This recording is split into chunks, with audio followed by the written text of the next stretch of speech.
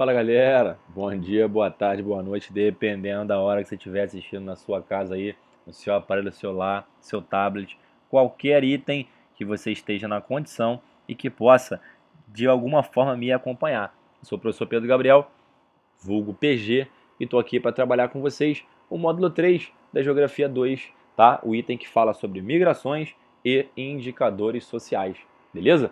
Então vem comigo que vai dar tudo certo. Galera, inicialmente aí no nosso módulo, a gente tem como trabalho, forma de trabalho, né, como item de trabalho, o IDH, ou seja, o Índice de Desenvolvimento Humano. Tá? O IDH é um elemento aí bem polêmico, tá? Muita gente critica o IDH porque ele trabalha com médias, mas o fato é que o IDH é importante para que a gente tenha algum tipo de observação, algum tipo de estudo, possa fazer alguma observação, possa fazer alguma inferência sobre a qualidade de vida daquele espaço. Então, uma das formas de você tentar ver como funciona, como é a qualidade de vida em determinados países, cidades, né, estados, é calculando o IDH, que é esse índice de desenvolvimento humano, tá? Só que saber isso aí é o de menos. O que você tem que saber? Primeiro, é que ele serve para medir a qualidade de vida. Show? Segundo, é que ele varia de 0 a 1. Ou seja, se ele varia de 0 a 1, eu tenho nele, quem está perto do 1 tem uma qualidade de vida melhor. Quem está perto do 0 tem uma qualidade de vida pior. Tá? E para calcular esse DH, eu utilizo três aspectos, três fatores. Primeiro é o fator econômico. Tá? Eu tenho que analisar o PIB per capita. O que significa isso? A quantidade de riqueza que tem aquele país dividido pela sua população. PIB significa Produto Interno Bruto. E per capita significa que eu estou dividindo pela quantidade de gente que tem naquele espaço.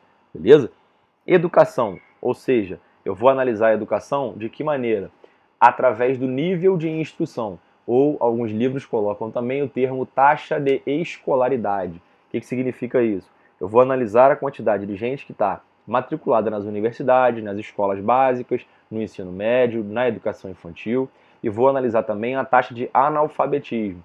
E a partir daí eu vou saber se a condição de vida do país é boa ou é ruim, tá? E no que se refere à saúde, a gente tem o que a gente chama de expectativa de vida ao nascer. O que significa isso?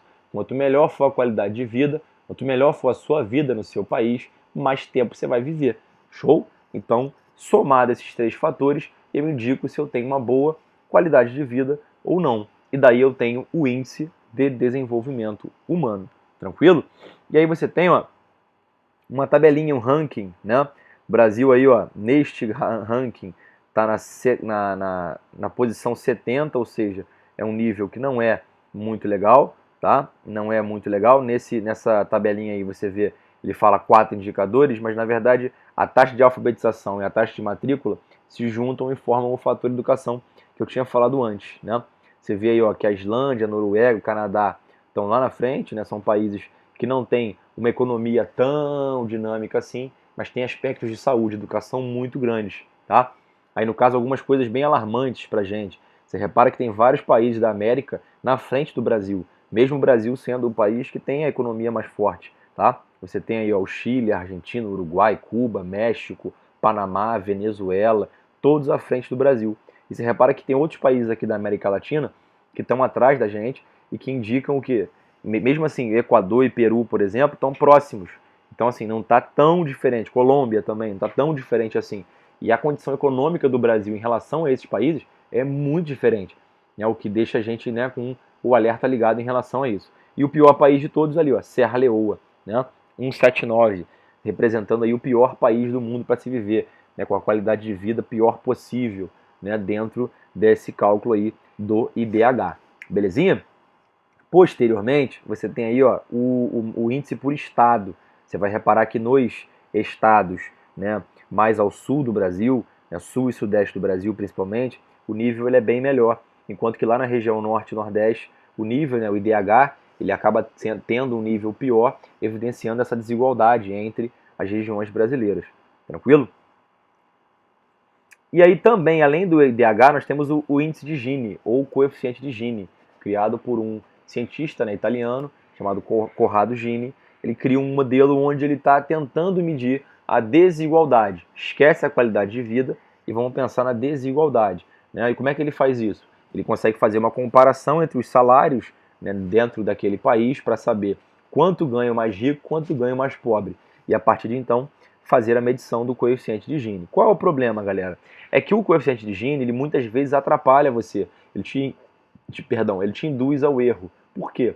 Porque o coeficiente de Gini, ele também varia de 0 a 1. Só que quanto mais perto do 1 você tiver, pior é a condição de vida. Quanto mais perto do 1 tiver aquela notação, maior é a desigualdade, beleza? Então no IDH, quanto mais perto do 1, melhor. No coeficiente de Gini, não. Quanto mais perto do 1, pior.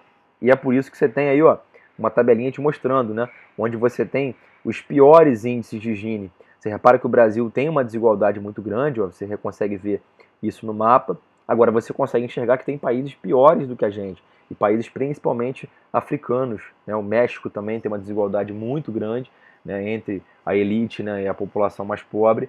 E você repara que os países europeus, né, basicamente, são os países que têm os menores índices de Gini, ou seja, são os países que têm a menor desigualdade, né, as menores desigualdades aí sendo mostrados para você. Canadá também, mas principalmente países europeus, tá? Basicamente a Europa como um todo, beleza? Show não? Conseguiu enxergar isso aí? Tenho certeza que enxergou. E aí, galera, a gente tem mostrando para você aí também, no caso do Gini, os nossos estados brasileiros. Você repara aí também que no sul e sudeste a condição é um pouco menor, né, de Gini, desigualdade. Só que quando você vai lá para cima, ó, Nordeste e região Norte, a desigualdade acaba sendo maior. Isso aí tem a ver com o processo histórico, tem a ver com a modelo agrícola que nós temos, tem a ver com todos esses fatores.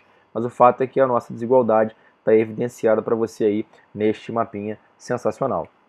E aí, galera, para terminar o nosso módulo, a gente fala sobre o processo migratório.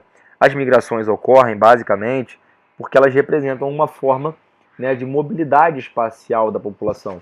O fato da população deixar um local de moradia e procurar outro local de moradia. Vários filmes mostram isso pra gente, vários livros mostram isso pra gente, obras literárias, né, na própria literatura brasileira, vários livros famosos, né, contam histórias de processos migratórios, novelas, enfim. A migração é muito comum em nossas vidas, é muito fácil de você enxergar no seu cotidiano, porque pode ser, por exemplo, a história da sua família, né? Então você tem aí uma forma de mobilidade que tem dois fatores basicamente, os fatores repulsivos, que são os que motivam a migração. Não pode esquecer essa frase que eu vou te falar agora: só existe migração porque tem fator repulsivo. Se não tiver fator repulsivo, não existe migração. A pessoa que ama o seu local de moradia, ela nunca vai embora, exceto se for por algum fator compulsório, né? Obrigatório. Se não, ela não vai embora nunca de onde ela mora, se ela estiver gostando daquele espaço. Agora, quando você vê problemas, falta de emprego, violência, condições sanitárias, está tudo ruim, aí você procura ir embora para outro local. E para onde você vai? Você vai procurar o fator atrativo. Tá faltando emprego onde eu quero, onde eu estou morando? Beleza, eu vou procurar um outro local que tenha emprego. E aí eu vou direcionar o fluxo migratório. Num local eu tenho a motivação desse processo migratório, expulsando a pessoa. No outro local eu tenho a atração desse processo migratório, perdão, direcionando a migração. E aí nesse mapinha você tem os principais fluxos.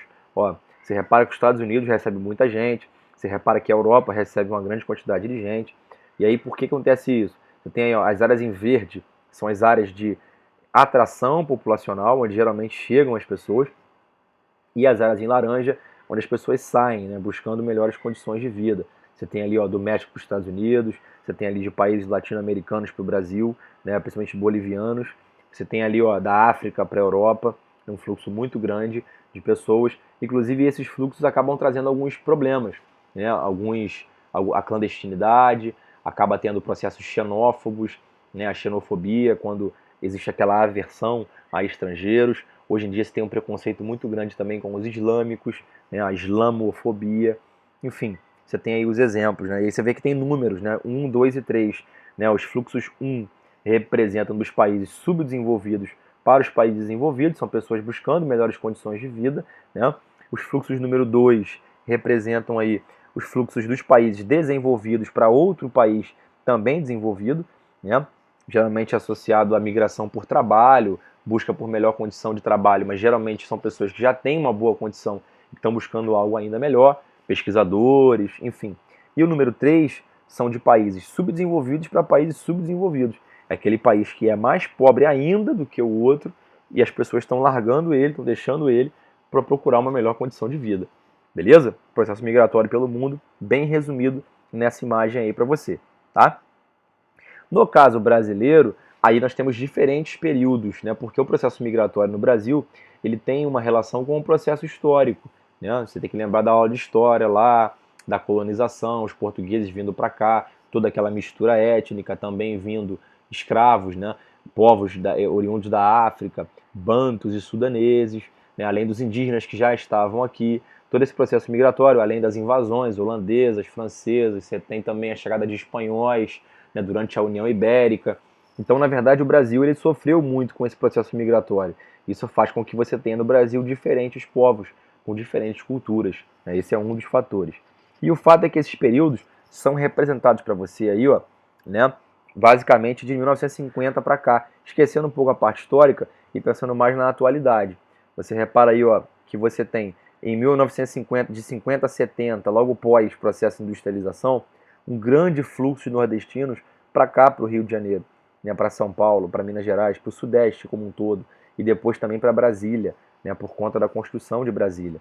Aí você tem também um fluxo indo em direção à região norte, a Amazonas e Rondônia, né, você tinha alguns projetos do governo de doação de terras, né, de distribuição de terras para a produção de algo, então muita gente foi para aquela região, mas o grande fluxo você consegue ver, ó, a seta bem mais larga, vem do Nordeste em direção ao Sudeste.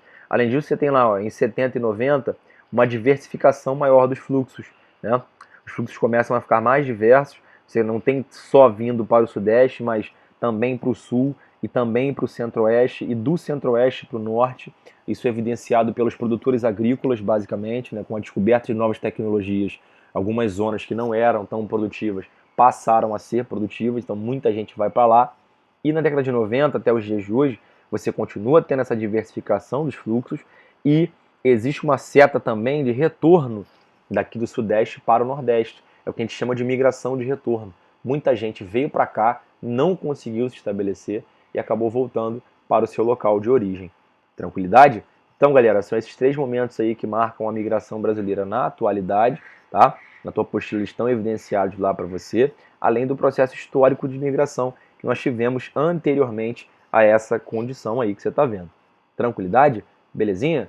Então é isso. Continue estudando aí, porque a gente está fazendo aqui o nosso melhor para poder te contribuir com a tua formação. Belezinha?